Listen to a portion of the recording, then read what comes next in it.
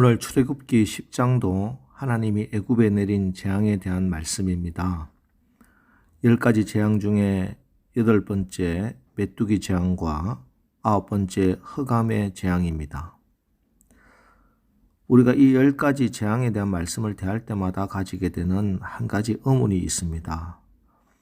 왜 하나님은 바로 단숨에 바로를 제압하고 깔끔하게 이스라엘을 구원하시지 않고 이렇게 재앙을 10가지씩이나 내린 후에야 구원하실까 하는 질문입니다. 우선 이것은 하나님이 애굽 사람들을 괴롭히기 위해서가 아니라 하는 것을 아셔야 됩니다. 사실 하나님의 관심은 지금 애굽 사람들에게 있는 것이 아닙니다. 하나님의 관심은 이제 출애굽하여 가나안 땅으로 들어가야 할 하나님 나라 백성들, 이스라엘 백성들에게 있습니다.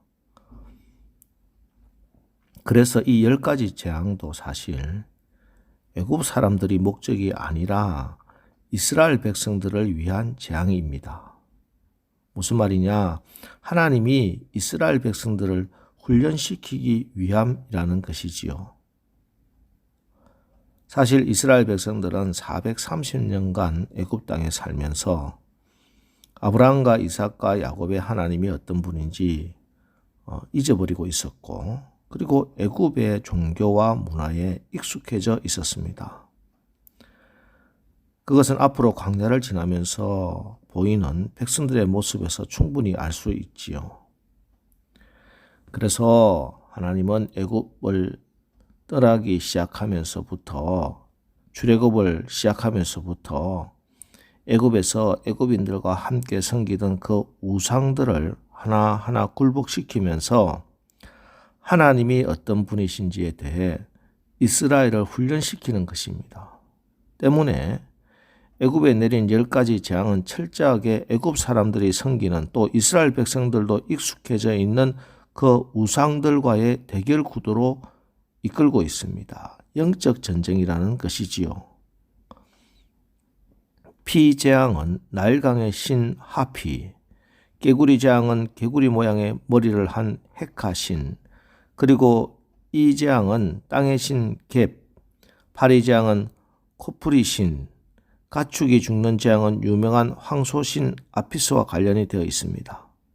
그리고 어제 말씀에서 애굽의 짐승과 사람들에게 악성 종기가 퍼진 것은 치료의 신 디폰 또는 임호텝 신을 징계하신 것이고, 우박이 내리는 재앙은 공중의 신 이시스와 관련이 되어 있습니다. 그리고 오늘 메뚜기 재앙은 곡물의 신 세트를 굴복시키는 것이고, 흑암의 징계는 태양의 신 라에 대한 징계이고 승리입니다. 이처럼 하나님은 이 재앙의 역사를 통해서 이스라엘 백성들이 익숙한 애굽의 신들이 아니라 여호와 하나님이 참신이요 참된 왕이라는 사실을 가르치고 계신 것입니다. 왜 하나님이 이렇게 애굽의 신과 다르다 하는 것을 철저하게 가르치시는가? 하나님은 세상이 만든 우상과 다른 분, 거룩하신 분이기 때문입니다. 그래서 하나님의 백성인 이스라엘도 애굽과 세상과 나라가 다르고 왕이 다른 백성이고, 그래서 애굽과 세상과 철저하게 달라야 한다는 것을 끊임없이 가르치시고 훈련시키는 것입니다. 이 세상과 철저하게 달라야 한다. 다른 말로 하면 거룩해야 한다입니다. 이것이 끊임없이 이스라엘을, 또 오늘 우리를 훈련시키시는 하나님의 목적입니다. 사실 하나님께서 이스라엘을 가나안에 인도하신 이유는 그들로 하여금 거룩한 백성이요 제사장의 나라가 되게 하려는 데 있었습니다. 그래서 애굽에서 노예로 살던 이스라엘이 광야에서 하나님 나라 백성으로 삶을 배우기 시작할 때 하나님은 이렇게 말씀하십니다. 레위기 18장 1절로 4절 말씀을 공동 번역으로 제가 읽어드리겠습니다. 야훼께서 모세에게 말씀하셨다. 너는 이스라엘 백성에게 이렇게 일러 주어라. 나 야훼가 너희 하나님이다. 너희는 너희가 살던 이집트 땅의 풍속을 따라 살지도 말고 내가 너희를 이끌고 들어갈 가나안 땅의 풍속을 따라 살지도 마라. 그들의 규정을 따르지 마라. 너희는 내가 세워준 법을 실천하여라. 내가 정해주는 규정을 지키며 그대로 살아라. 나 야훼가 너희 하나님이다. 자, 언뜻 보기에도 반복적인 말이 나오지요. 따라 살지도 말고 따라 살지도 마라. 따르지 마라. 하나님은 이스라엘이 이집트 애굽을 따라 살지도 말고 가나안 풍속을 따라 살지도 말라고 하셨습니다. 대신에 하나님의 길, 하나님의 법을 따르라 하십니다. 그렇습니다, 여러분. 하나님 나라는 영적인 전쟁입니다. 우리가 얼마나 거룩해질 수 있느냐의 싸움입니다. 말씀과 기도로 거룩해져야 합니다. 그래야 광야를 지나 가나안까지 가도 또 가나안 땅을 점령하는 것입니다. 여러분, 우리가 거룩해지는 것은 오직 말씀과 기도입니다. 그래서 성경도 읽지 않고 기도도 하지 않고 성령의 도우심 없이도 승리할 수 있을 것이라 생각하는 것은 여러분 버리십시오. 그런 인생은 이 땅에 없습니다. 늘 말씀과 기도로 성령의 인도함을 받아야 합니다. 그럴 때 빛이 역사하고 어둠이 물러가고 생명의 열매, 빛의 열매를 맺는 귀하고 복된 삶, 승리의 삶을 살아가게 되는 것입니다. 그리고 오늘 10장에서 우리가 또 주목해야 할 말씀은 이 하나님의 훈련은 그 당대에만 나만 받고 그치는 것이 아니라는 것입니다. 자손들에게, 후손들에게 신앙의 유산으로 물려주어야 한다는 것입니다. 1절, 2절 말씀, 여호와께서 모세에게 이르시되 바로에게로 들어가라.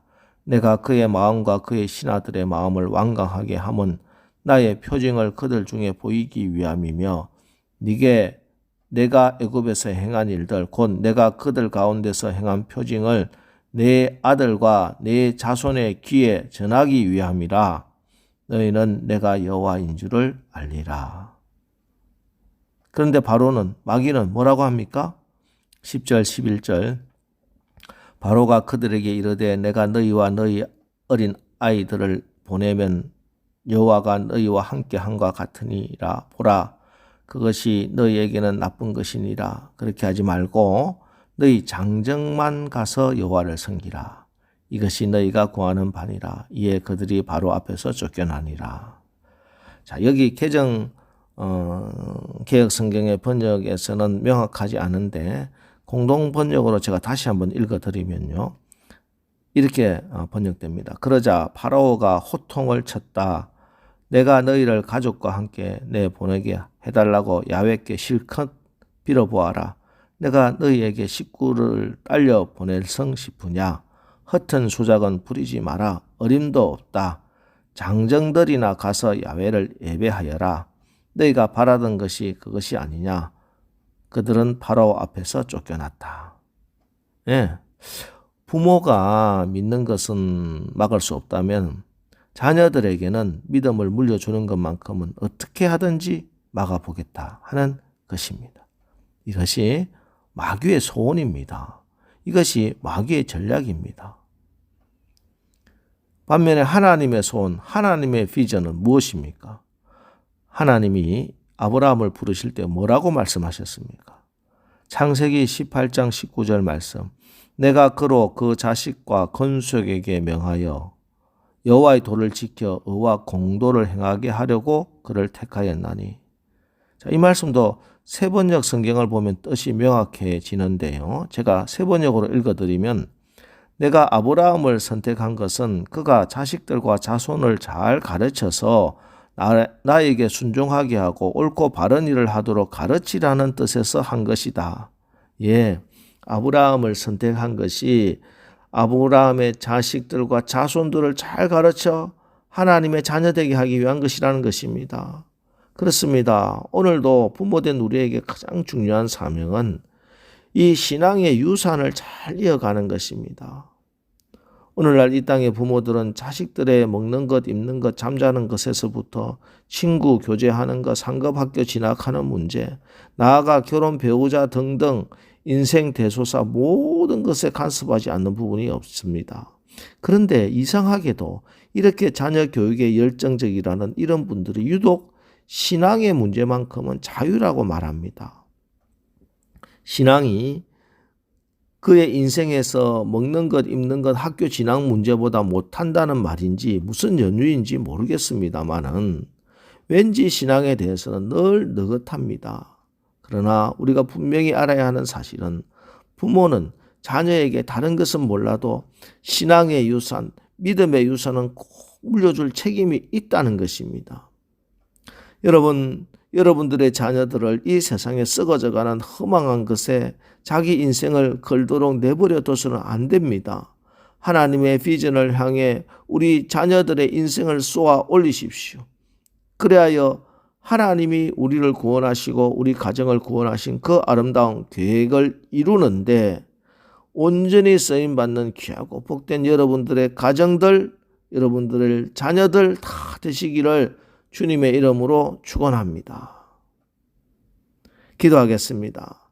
하나님, 오늘 새벽에 다시 한번 하나님께서 우리를 구원하신 것은 이 세상과 다르게 거룩하게 살아 하나님의 이름이 거룩히 여김 받게 하고자 함을 깨닫습니다. 우리가 비록 세상에 살고 있지만 우리가 애굽을 따라 살지도 말고 가나안 땅의 풍속을 따라 살지도 말게 하옵소서. 하나님의 자녀답게 말씀과 기도로 거룩해져서 우리의 삶의 모습을 통해서 하나님이 나타나게 하옵소서. 특별히 오늘 새벽 우리 가정의 자녀들을 축복합니다. 우리 자녀들에게 믿음을 유산으로, 약속의 말씀, 언약의 말씀을 유산으로 물려주는 복된 가정들 되게 하옵소서. 그래 우리 자녀들과 가문 대대로 하나님의 비전에 쓰임받는 그런 가문들, 우리 자손들 다 되게 하옵소서. 예수님의 이름으로 기도합니다. 아멘. 자, 이제 오늘 하루도 우리가 거룩함으로 영적 전쟁에서 승리하고 믿음의 유산을 자녀들에게 물려줄 수 있는 가정들 되게 하옵소서. 오늘 말씀을 의지해서 우리 기도하고 나가겠습니다. 우리 기도하겠습니다.